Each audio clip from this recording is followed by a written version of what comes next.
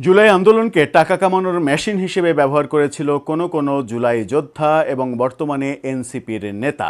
এরকম ভয়ঙ্কর অভিযোগ একের পর এক আমরা পাচ্ছিলাম।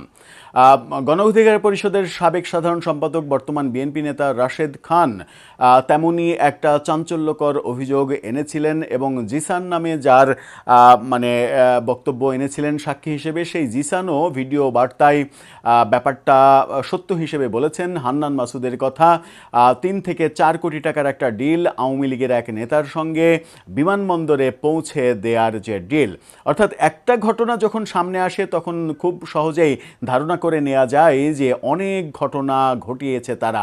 এবং রাশেদ খান এই অভিযোগ করেছিলেন যে জুলাই আন্দোলনের পরে সব থেকে বেশি দুর্নীতি করা ব্যক্তির নাম হান্নান মাসুদ, অথচ তার মুখে অনেক ভালো ভালো কথা আর কথায় কথায় কান্নাকাটি, এই ব্যাপারগুলো আমরা দেখেছি।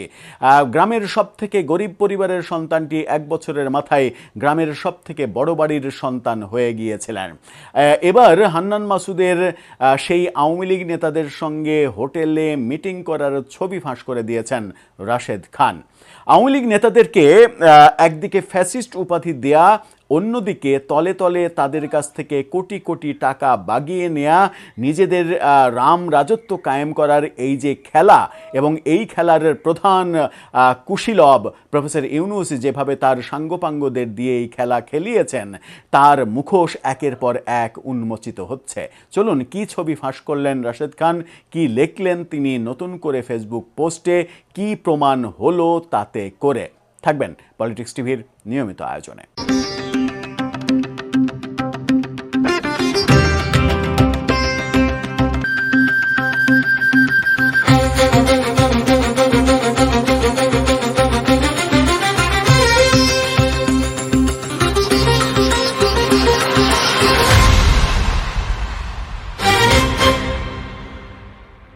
দর্শক, বলছিলাম হান্নান মাসুদকে নিয়ে অভিযোগের পরে এবার তার ওই টাকা কামানোর মিটিংয়ের ছবি ফাঁস করে দিলেন রাশেদ খান। ব্যাপারটা, খেলাটা বেশ জমে উঠেছে। ওই একটি দলের গত নির্বাচনী গান ছিল না, খেলা চলছে কোন লেভেলে। এই কোন লেভেলের যে খেলা চলছে এখন, এবং প্রফেসর ইউনূসের আমলে যে কোন লেভেলের খেলা খেলেছেন তারা, সেটা একটু একটু করে আমরা এখন অনুধাবন করতে পারছি। কি বলছে গণমাধ্যম? গণমাধ্যমের শিরোনামটা দেখে নিন, কালবেলার শিরোনাম। সেখানে বলা হচ্ছে, ছবি প্রকাশ করলেন রাশেদ খান, সরকার পতনের পর আওয়ামী নেতাদের সঙ্গে কয়েক ধাপে মিটিং হান্নান মাসুদের। কয়েক ধাপে মানে এই মিটিংগুলোই হয়েছে টাকা কামাই, মানে তুমি টাকা দাও তোমারে বাঁচায় দেবো, আমি মুখে ফ্যাসিস্ট ফ্যাসিস্ট বলবো কিন্তু তলে তলে তুমি টাকা দাও তুমি আমার ভালো, তুমি টাকা দাও তোমাকে এই থেকে উদ্ধার করে দেবো, তুমি টাকা দাও তোমার বাড়িতে মব হবে না, তুমি টাকা দাও তোমাকে বিমানবন্দরে পৌঁছে দেবো। মানে টাকা কিভাবে কামাতে হয় তার সমস্ত থিওরির উপরে পিএইচডি ডিগ্রি যেন এরা করেছে, অথচ গ্রামের সব থেকে ভাঙা বাড়ির বাবার সন্তান ছিলেন তারা। ভেতরে যদি যাই তাহলে হান্নান মাসুদের আওয়ামী লীগের সঙ্গে যে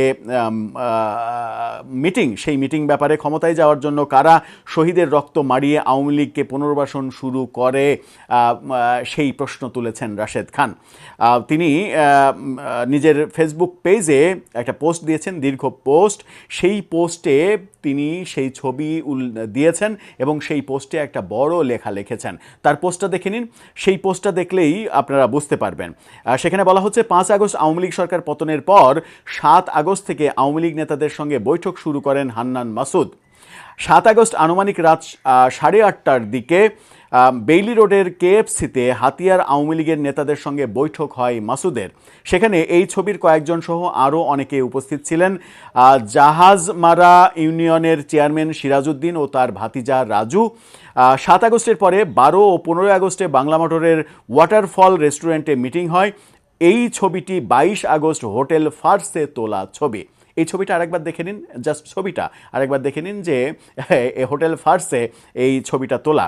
ছবিতে আছেন আব্দুল হালিম আজাদ ওরফে পিচ্চি আজাদ, চর ঈশ্বর ইউনিয়নের চেয়ারম্যান ও উপজেলা যুবলীগের সহসভাপতি, নুরুল ইসলাম মালয়েশিয়া সোনাদিয়া ইউনিয়নের চেয়ারম্যান ও উপজেলা আওয়ামী লীগের সহসভাপতি ও সোনাদিয়া ইউনিয়নের সভাপতি, 3 নম্বর মেরাজউদ্দিন নিঝুমদ্বীপ ইউনিয়নের চেয়ারম্যান, 4 নম্বর আলাউদ্দিন বাবু তমরুদ্দি ইউনিয়নের চেয়ারম্যান ও ইউনিয়ন আওয়ামী লীগের সাংগঠনিক সম্পাদক, 5 নম্বর যুবলীগ নেতা মাহাতাব উদ্দিন রতন প্রমুখ। এসব মিটিংয়ে মূলত আলোচনার বিষয়বস্তু ছিল কিভাবে হান্নান মাসুদ হাতিয়ার এমপি হবে, অর্থাৎ শহীদের রক্ত শুকানোর আগেই আওয়ামী লীগের স্থানীয় নেতাদের হাত ধরে এমপি হওয়ার বন্দোবস্ত শুরু করে। এবার আমারে কন, কারা ক্ষমতায় যাওয়ার জন্য শহীদের রক্ত মারিয়ে আওয়ামী লীগের পুনর্বাসন শুরু করে? মানে এমপি হওয়ার কলকবজা তৈরি করা প্লাস টাকা কামাই করা। কারণ এমপির নির্বাচন করতে হলে তো অনেকগুলো টাকা খরচ করতে হয়।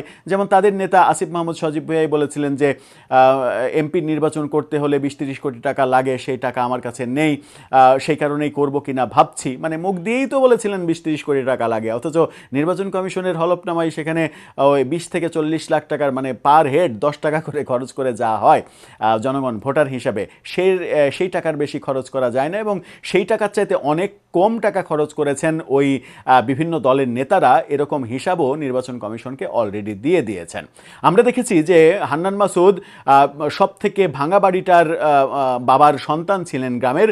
পরবর্তীতে নির্বাচন যখন করলেন তার আগে তাকে দামি দামি গাড়িতে চড়তে দেখা গেল, পাঞ্জাবির ডিজাইন পরিবর্তন হলো, চেহারার উজ্জ্বলতা বাড়লো, এবং যখন হলফনামা দিলেন সেই হলফনামায় দেখা গেল তিনি 96 লক্ষ টাকার মানে সেই টাকাটা তার ব্যাংকে আছে। যে বাবা তার পেনশনের কয়েকটা টাকা তোলার জন্য যে ঘুষটা দেওয়া লাগে সেই ঘুষটা দেওয়ার মতো সামর্থ্য নেই, সেই বাবার সন্তান 1.5 বছরের মধ্যে অ্যাকাউন্টে দেখাচ্ছে তার 96 লক্ষ টাকা। কোথা থেকে ইনকাম হয় তার এই টাকা? তিনি একদিন বলেছিলেন যে তিনি ছাত্র জীবনে কোচিং করাতেন, প্রাইভেট পড়াতেন, ইংরেজির উপরে নাকি প্রাইভেট পড়াতেন। তো কোনো একটা মানে জায়গায় তার ইংরেজির যে অবস্থা, ইংরেজি উচ্চারণ, একটা ইংরেজি শব্দ উচ্চারণ করার যে অবস্থা, সেটা দেখেই বোঝা যায় যে তিনি প্রাইভেট পড়িয়ে কিংবা কোচিং করিয়ে টাকা কামানোর মতো যোগ্যতা কতটুকু রাখেন। তাহলে টাকার উৎসটা কি? বৈধ পথেই আপনি মানে বৈধভাবে আপনি দেখাচ্ছেন আপনি 96 লক্ষ টাকার মালিক। এই 96 লক্ষ টাকা এক বছরে আপনি ইনকাম করলেন কোথা থেকে? সেই প্রশ্নও তো আসবে। অবৈধ অদৃশ্য ব্যাপারগুলো তো বাদই দিলাম, যে কোটি কোটি টাকার ডিল আওয়ামী লীগের বিভিন্ন নেতার সঙ্গে হয়েছে। যদি একজনের কথাই ধরি তাহলে বলতে হয় যে আওয়ামী লীগের সাবেক পররাষ্ট্রমন্ত্রী হাসান মাহমুদ, যাকে বিমানবন্দরে আটকে দেয়া হলো, বিমানবন্দরে তাকে যেতে দেয়া হলো না, তারপরে তিনি ইউরোপের একটা দেশে চলে গেলেন কিভাবে? কত টাকার বিনিময়ে? কত শত কোটি টাকার বিনিময়ে? সেই টাকাগুলো কাদের পকেটে গিয়েছে? কারা এই টাকাগুলো নিয়ে উল্লম্ফন করছে আজকে বাংলাদেশের রাজনীতিতে? সেটাও তো একটা বড় প্রশ্ন। দর্শক, আপনার কাছে সেই প্রশ্ন উত্তর জানিয়ে লিখতে পারেন আমাদের কমেন্ট বক্সে।